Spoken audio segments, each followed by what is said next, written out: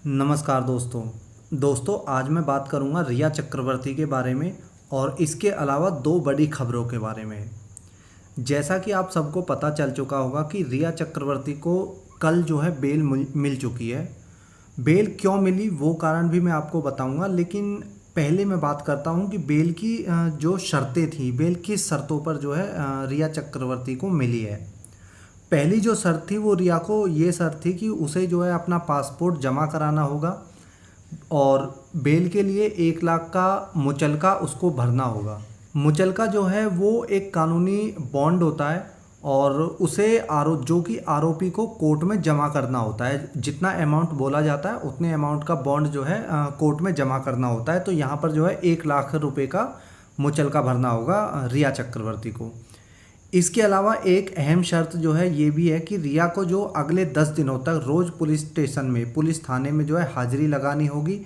यानी इससे एक बात तो साफ है कि रिया जो है 10 दिन तक शहर से बाहर नहीं जा सकती है और जब तक उसका पासपोर्ट कोर्ट या थाने में जमा होगा, जब्त होगा, तब तक देश छोड़ के भी वो देश के बाहर भी नहीं जा सकती है। चाहे वो कोई भी काम हो, चाहे वो किसी भी रीजन से देश के बाहर जाना चाहती हो, तो उससे पहले जो है उसे कोर्ट की कह सकते हैं कि परमिशन लेनी होगी। अब बात करता हूं कि रिया चक्रवर्ती को जमानत क्यों मिली। दरअसल रिया को अरेस्ट करते समय रिया को जो धारा लगाई गई थी वो लगाई गई थी 27A और 27A के तहत ही जो है रिया चक्रवर्ती को गिरफ्तार किया गया था। और बहुत सिंपल शब्दों में अगर आपको धारा 27A के बारे में बताऊं तो इसके अंतर्गत जो है नशीले पदार्थों के सेवन पर रोक है, जो सरकार द्वारा जो पदार्थ जो है सरकार द्वारा प्रतिबंधित है, जिन पर सरकार ने रोक लगा रखी है। जैसे कि कोकीन है, उसमें हेरोइन आता है, चरस आता है, गांजा, ये सारे अगर इनका कोई सेवन करता है तो उस पर जो है 27A की धारा जो है लगाई जाती है। तो एनसीबी ने जब रिया को अरेस्ट किया था तो रिया पर जो है यह आरोप लगाया था कि ये आरोप था कि रिया ने प्रतिबंधित ड्रग्स, यानी कि इन 4-5 चीज़ों में से, जैसे गांजा है, कोकीन है, हेरोइन है, चरस है, इन सब में से किसी चीज़ का सेवन किया था, बल्कि उनको खरीदा और बेचा भी था। लेकिन जमानत मिलने का कारण जो सबसे बड़ा वो ये था कि एनसीबी जो है एनसीबी ने आरोप तो ये सारे लगा दिए थे कोर्ट में अपने हलफनामे में, लेकिन उसे कोर्ट में जो है एनसीबी साबित नहीं कर पाई थी। और जो है कि जब आरोप साबित नहीं हुआ तो कोर्ट ने जो है रिया को जमानत दे दी। अब रिया के साथ में जो है सैमुअल मिरांडा और दीपेश सावंत को भी जमानत मिल गई है। उसका भी आधार यही है कि जो एनसीबी है वो अपने आरोपों को साबित नहीं कर पाई है, सैमुअल मिरांडा और दीपेश सावंत के लिए भी। लेकिन शौविक जो है वो अभी भी जेल में है। लेकिन शौविक जो है वो जेल में कब तक है वो कहना मुश्किल है, क्योंकि जब दीपेश और रिया जैसे बाहर आ सकते हैं, जो ड्रग्स गैंग के एक्टिव मेंबर के आरोप में जेल गए थे, जब आपने सबको पता है कि जो दीपेश सावंत पे और रिया चक्रवर्ती पे आरोप लगा था कि ये दोनों जो है ड्रग जो गैंग है, ड्रग्स की जो गैंग है उसके एक्टिव मेंबर है, तो ये जब आरोप बाहर आ सकते हैं तो शोभिक तो 2-4 बार जो है ड्रग्स खरीदने के आरोप में जेल के अंदर गया है। वो तो ऑब्वियस सी बात है कि वो तो बाहर आ ही सकता है। जब ये दोनों बाहर आ सकते हैं, तीनों बाहर आ सकते हैं। तो इसके अलावा एक बड़ी खबर ये है कि महाराष्ट्र महिला आयोग, जी हाँ, महाराष्ट्र महिला आयोग जो है अब एक्टिव हो चुका है इस केस के अंदर। और जिन जिन न्यूज़ चैनल्स ने, चाहे वो कोई भी न्यूज़ चैनल हो और जिस सोशल प्लेटफॉर्म से, यानी कि सोशल मीडिया अकाउंट जो किसी भी तरह का हो, यानी वो यूट्यूब हो या फिर ट्विटर हो या फिर इंस्टाग्राम हो या फेसबुक हो, कोई भी सोशल मीडिया हैंडल हो, वहाँ से रिया को जो है जिसने ट्रायल किया था, रिया चक्रवर्ती का जिसने मीडिया ट्रायल किया था, उन पर जो है अब शिकंजा कसा जाएगा। क्योंकि रिया पर जो है कोई भी आरोप साबित नहीं हुआ है और ऐसे में जो है एक औरत को मानसिक और शारीरिक परेशानियां झेलनी पड़ी थी। तो इस वजह से महिला आयोग जो है अब एक्टिव हुआ है कि एक महिला को जो है परेशानियां झेलनी पड़ी थी। ये अच्छी बात है कि महिला आयोग को जो है आगे आना चाहिए था और वो आगे आई भी है। लेकिन पहले तो महाराष्ट्र विमेन कमीशन जो है उसको एक बात समझनी चाहिए यहाँ पर कि रिया को जमानत मिली है इस केस में, जो ड्रग्स का केस है उसमें जमानत मिली है।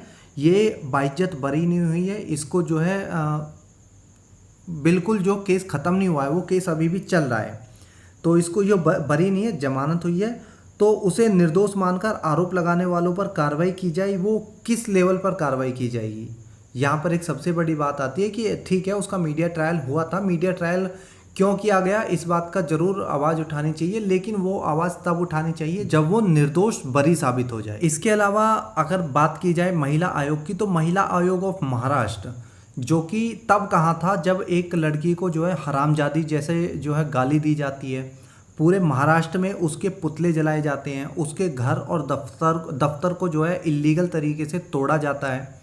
क्या तब एक महिला प्रताड़ित नहीं हुई थी?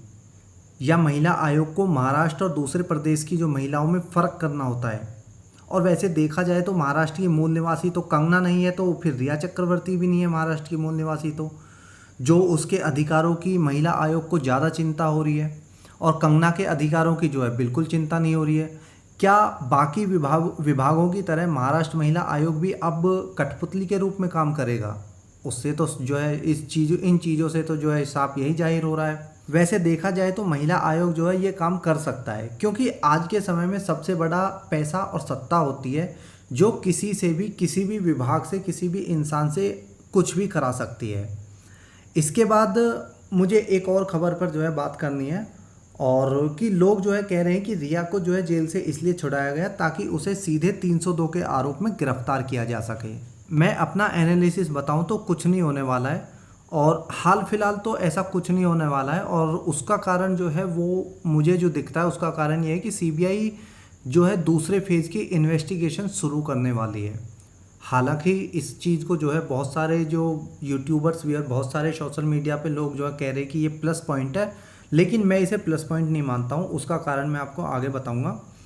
मैंने कल बहुत लोगों को ये कहते सुना कि सीबीआई जो है दूसरे फेज़ की तैयारी शुरू कर दी है, तो अब ज़रूर सीबीआई कुछ बड़े एक्शन के मूड में है।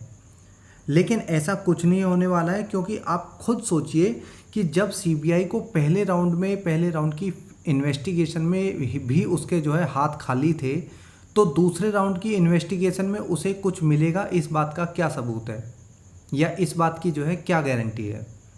हाँ, यहाँ पर एक चीज़ ज़रूर है कि हो सकता है कि अगर सीबीआई को पहले राउंड की तफ्तीश में कुछ सुराग उसके हाथ लगे हों, तो उन्हें जो है सेकंड राउंड में जो है कि पूरा किया जा सकता है उन सुरागों को, उन सबूतों को। अगर पहले राउंड में कुछ मिला है तो तभी जो है सेकंड राउंड की जो इन्वेस्टिगेशन है वो कारगर सिद्ध होगी, अदरवाइज़ नहीं। यानी पहले राउंड के आधे अधूरे सबूतों को दूसरे राउंड में जोड़ के बढ़ाया जा सकता है। दूसरे राउंड से किसी भी चीज़ को शुरू नहीं किया जा सकता है, क्योंकि जब पहले राउंड में खाली थे तो दूसरे राउंड में हाथ में सबूत आना वो बहुत ज़्यादा कह सकते हैं कि मुश्किल चीज़ है। एक बात और, मान लो कल को सीबीआई रिया को जो है अरेस्ट कर भी लेती है 302 के केस में, तब भी जो है क्या नतीजा होगा? महीना 20 दिन बाद जो है फिर उसी तरह सबूतों के अभाव में जमानत पर बाहर आ जाएगी। तो इस तरह रिया को अरेस्ट करने से भी मुझे लगता है कोई फ़ायदा नहीं है बिना सबूतों के। सीबीआई के पास अगर कोई सबूत है तो ही जो है आगे की कार्रवाई कर कुछ नतीजे आ सकते हैं, वरना एनसीबी की तरह 2 महीने जो है ड्रामा करके चुपचाप बैठ जाएंगे और उसका जो रिजल्ट है वो कोई हाथ आएगा नहीं। और अभी हफ्ते भर पहले जो है श्रद्धा कपूर और सारा अली खान दीपिका पादुकोण से जो है पूछताछ की जा रही थी, और मीडिया में उनके जो है नाम बहुत ज़्यादा हाईलाइट हो रहे थे, लेकिन उसका कोई रिजल्ट निकला? कोई रिजल्ट नहीं आया। जबकि 3-4 जो है बड़े एक्टर, मेल एक्टर के नाम बाहर आ रहे थे, जिनमें एक एस नाम का था, एक ए नाम का था, एक आर नाम से था। वो मामला कैसे एकदम से दब गया? जो सबूत एनसीबी को मिल रहे थे तो कहाँ गायब हो गए वो एकदम से? इस तरह के जो है बहुत सारे सवाल हैं जो लोगों के दिमाग में आ भी रहे हैं और उनका कहीं पे कोई जवाब मिल भी नहीं रहा है। मेरा यकीन मानिए, ये सिर्फ और सिर्फ जो है ड्रामा चलाया जा रहा है, सिर्फ टाइम पास करने के लिए, चाहे वो एनसीबी हो, सीबीआई हो या ईडी हो। अब जितने भी नाम निकल के आ रहे थे वो सारे के सारे नाम अब कहाँ गए? सारे के सारे नाम जो है पूरी तरह से गायब हो चुके हैं। तो क्या इन लोगों ने जो 2-2, 3-3 महीने में जो भी है सबूत इनको नहीं मिले, और अब अंत तक नहीं मिले, तो अब तक नहीं मिले तो आगे क्या मिलने की उम्मीद है? कोई उम्मीद हमें नज़र नहीं आती है। लेकिन आपको क्या लगता है दोस्तों कि सीबीआई, एनसीबी और ईडी जो है इस केस में सच्चाई को अभी भी बाहर निकाल सकती है, या सबूतों को, उनके पास कोई सबूत मिला होगा अब तक? क्या कानून जो है गुनहगारों को सज़ा दे पाएगा या उन तक पहुंच पाएगा? या उल्टा 10-20 यूट्यूबर्स को अरेस्ट करके 10-20 हज़ार जो है यूट्यूब चैनल्स को बंद करके सारा ठीक रहा, उल्टा सोशल मीडिया के सर फोड़ दिया जाएगा। आपको क्या लगता है? आप मुझे ज़रूर अपनी राय बताना। और इस वीडियो में इतना ही। जल्दी मिलता हूँ एक नई वीडियो में। जय हिंद।